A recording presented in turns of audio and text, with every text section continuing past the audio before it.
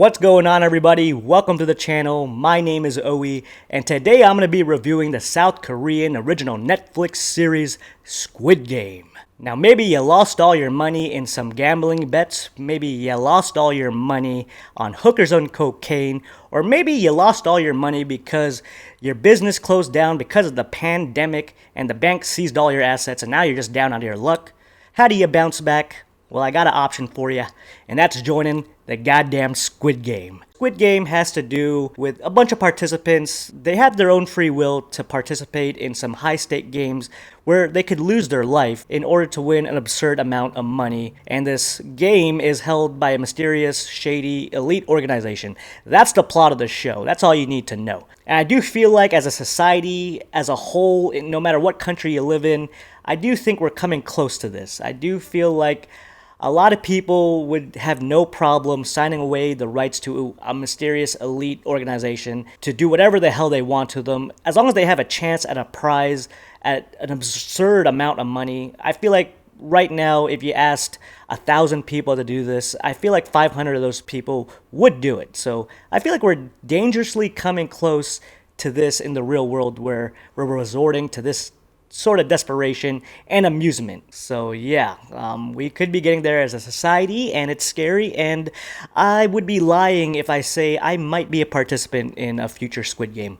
Yeah, I can see myself taking part. It's a South Korean series, and I'm not gonna try to pronounce the director's name or many of the actors because frankly I don't want to disrespect any of these fine actors and any of the crew for my lack of ability to pronounce foreign names. So I'm gonna, probably give praise to the main actor, which was Jong Jae Lee, who played player 456, aka Song Ji-hun, which was our main protagonist. He was amazing in this show, so I gotta give props to that guy. He was really fascinating to watch. He had to go through a range of emotions, and he was entertaining as well. A very endearing character at times too. So props to the main character, as well as all the cast in this show. There were so many characters that I grew attached to. And make no mistake, a lot of characters die in this show, so we're going to lose a lot of these characters.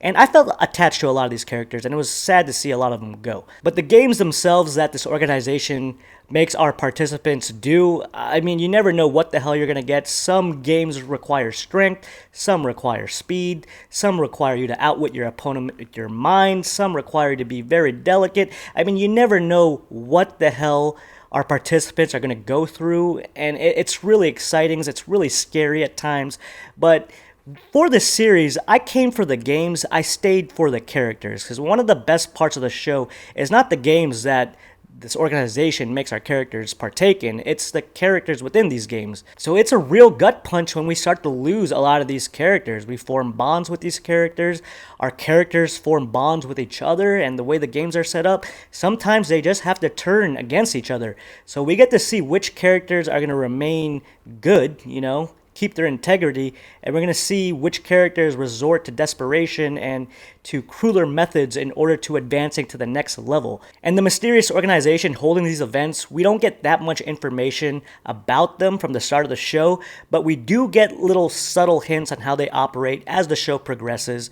But they were a menacing force throughout the show. You still felt like our characters were in danger no matter what was happening as they're participating within these games.